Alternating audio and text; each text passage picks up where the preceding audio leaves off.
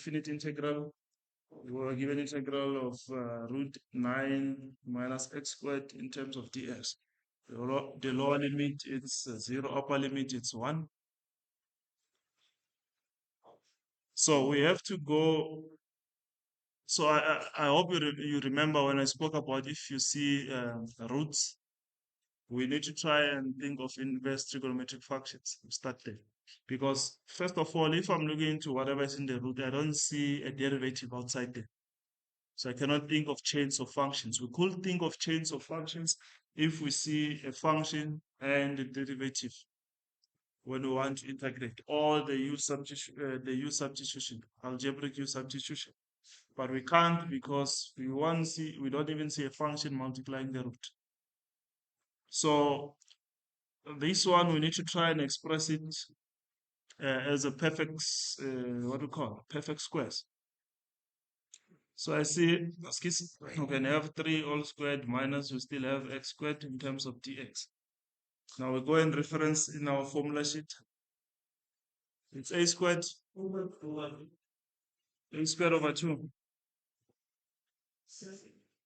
arcsine x over a. Therefore, plus x over 2. So it's a squared minus x squared. So we're integrating. Let me do this lower limit to upper limit, which is 1. So that is the formula sheet. What is it? The formula that we're supposed to reference from. So it's a squared over 2, arcsine x over a plus x over 2, then root a squared minus x squared. That's what we're supposed to get. But we are resolving. So what we have to do, we have to substitute from upper limit.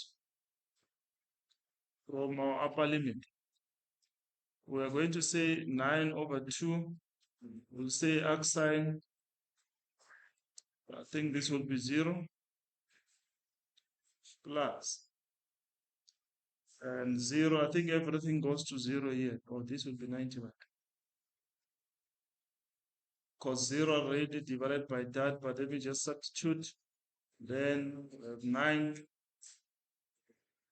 minus into 0 all squared. Please allow me to add the second term here.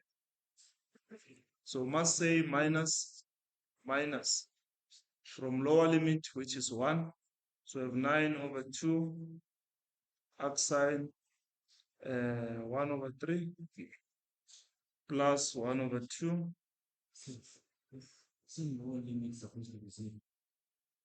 Yeah, upper limit 1 there over 3, made vice versa. Sorry. And then this is 1 over 2. So this 1. Thank you. So this is where we have 0. Start from upper limit to lower limit. So it's 9 into minus, we just say 0. Let me say equals to here.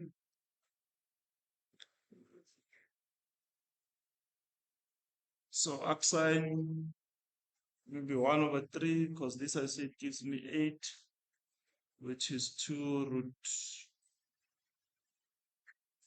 2, and then it's root 2.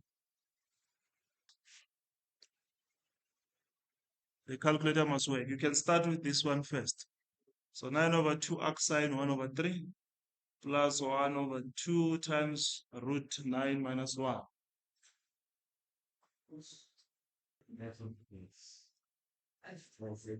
So it's arcsine 1 over 3.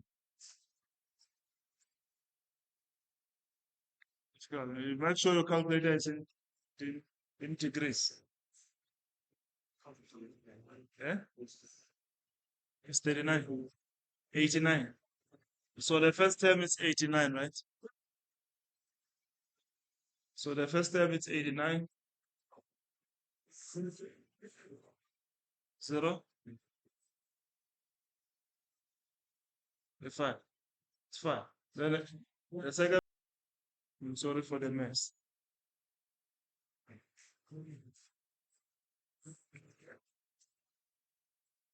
Okay, but as long as you got the integrand right, and then I'm substituting the values equals to negative x plus 5, and y is equals to x squared minus 6x plus 9. Now we need to calculate the coordinates of the point of intersection. How do you calculate coordinates of the point of intersection? We must equate the equations together. Akarinchangasa. Why do I even say 0? So we equate the equations negative x plus 5 equals to x squared minus 6x plus 9. Now we need to solve for x because that's where they are equal. So I'll take x to the other side. It will be positive x. We'll have minus 5x. Take 5 to the other side to be minus 5. We'll have plus 4 that equals to 0. Now we need to try and factorize the following. So when we factorize, we have x and x. So for 5, the factors of 4, when we multiply, subtract, it will be minus 4 and minus 1. Then the x value will be equals to 4 or equals to 1. So we must make sure we find the set point of intersection. We must find the y value. So we'll substitute into either equation 1 or 2. So I'll substitute into what is it? The linear equation. Into the linear equation. So y is equals to, would it be minus 4 plus 5, where x is equals to 1. The other one, when we substitute 1, therefore the solution is equals to 4. So your point of intersection, it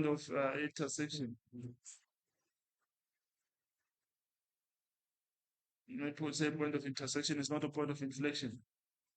Point of intersection, we have x was what point? It's 4, it's 2, 1. And the other one, we have it's 1 and 4.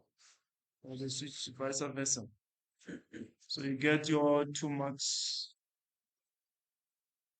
Easy peasy. So we need to make a neat sketch and show the enclosed area and the representative strip and the point of intersections. So we need to show those point of intersection. So what we're going to do is do a rough sketch. The space will be limited here. So a rough sketch. So I'm looking at the coefficient of x squared there. Of x squared, it is positive, so the graph will bend upwards. So the what is that point? The y-intercept is 9. Oh, it's too far. So I'll say it's 2, 4, 6, 8, and say 9 then. So the only thing that you need to get is the turning point. Turning point, I think you must do show it. So while I'm trying to show the turning point, I'll derive the function once. So I'll have 2x minus 6. So, and therefore, solving for x, and the 6 solving for x will be equals to, so it's equals to 3. Take 3, 6 to the other side is positive. Substitute into the original function. Minus 6 into 3 plus 9. So the y value will be, and so you had 0. Okay. 9, 9, 18, 18, yeah, it's correct. So if x is 3, we said this is 2, 4. We say somewhere there. I'll just join at that point and it turns. Yeah, let's say roughly so. We have that.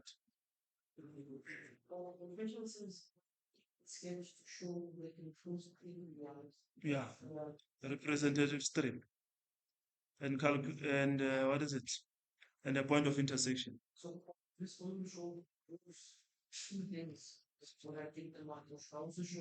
Problem, the turning point matters. Yeah, it's point of intersection and turning point.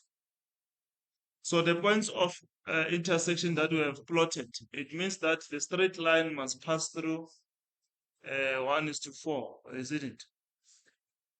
Because that's where it will pass. So if this 2, so sure, 1 is somewhere, for sure it will be some is to 4. What will be 4 here? 2, 4. So my graph is turning somewhere. So let's say we have 4 there. The other one must drop. It must be x, which is 4, then y is 1. 2, let's say 2, 4. Let's say roughly somewhere there. But I know the straight line must bend opening to a wider angle because the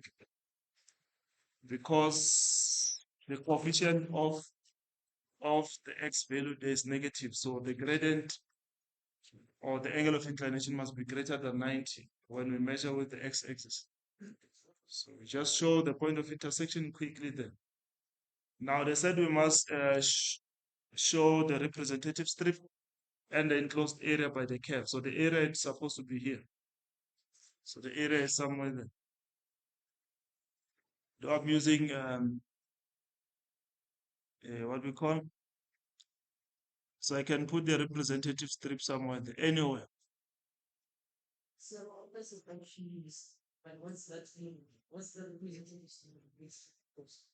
in N4, if you forgot the theorem, so we said there's infinite areas. What do you do? Because this is a type of in a regular shape, so we don't have a proper formula. So normally with regular shapes, we'll put definite integrals, a lot of area strips there, rectangular strips. So a lot of rectangular strips. So we just choose one. So as long as it's underneath the curve, a lot of rectangular strips there. So if you have a rectangular strips, so you can take one to represent the area. So you'll have limits, lower limit and upper limit, where the area is bounded by those curves. So the enclosed area is there. So it's an irregular shape. I hope you see the curve there and the line. We don't have a proper formula. So definite integrals help us then. So that's why normally we just show one representative strip to show the area, just one. Anywhere, as long as you choose one, as long as it touch the top graph and the bottom graph. So it must touch the bottom graph and the top graph. So if it was horizontal graph, we are going to have a horizontal strip. So here we have a perpendicular strip to the area. Now, so the point of intersection here is 4:1. We showed that, and here it's 1:4. What is the area? Oh, we have to calculate 5.23, isn't it? So we need to calculate the magnitude of the area in 5.23. So according to area, we must have integral from lower limits. Now the area is bounded between which limits of x, values of x. So we see from this point to this point, the x value here it's 1. The x value here to this point is 4. So lower limit will be 1, upper limit is 4.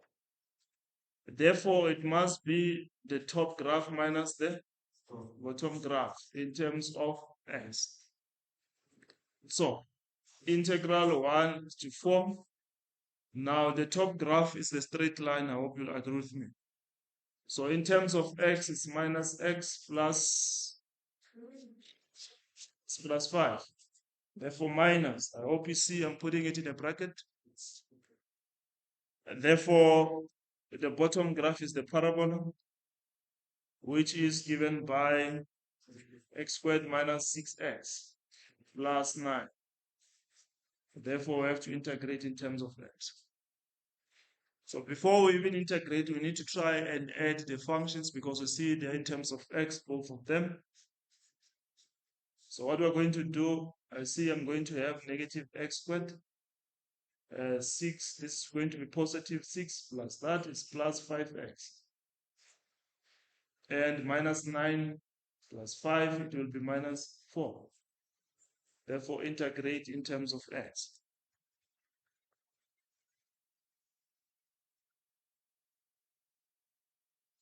So in that case, now we can integrate. We'll have negative x to the power of 3 all divided by 3 plus 5x squared all divided by 2. Therefore, minus 4x, close the area, your bracket there. Lower limit is, upper limit is 4. Therefore, you are going to substitute the upper limit, negative into 4 to the power of 3 all divided by 3 plus 5 all divided by 2 into 4 all squared minus 4 all in all to the power of in times 4. We need to say minus from lower limit in brackets. So we'll have negative 1 over 3 plus 5 over 2 minus 4. When we have substituted 1, we have substituted 1. So when you shoot 1, it's 1. Square 1 is 1. So 1 times 4 is still minus 4. So you can calculate maybe the first expression from lower upper limit. So it's 8 over 3.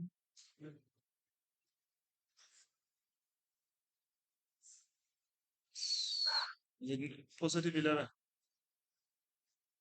So it's 11 over 6. That's obviously correct.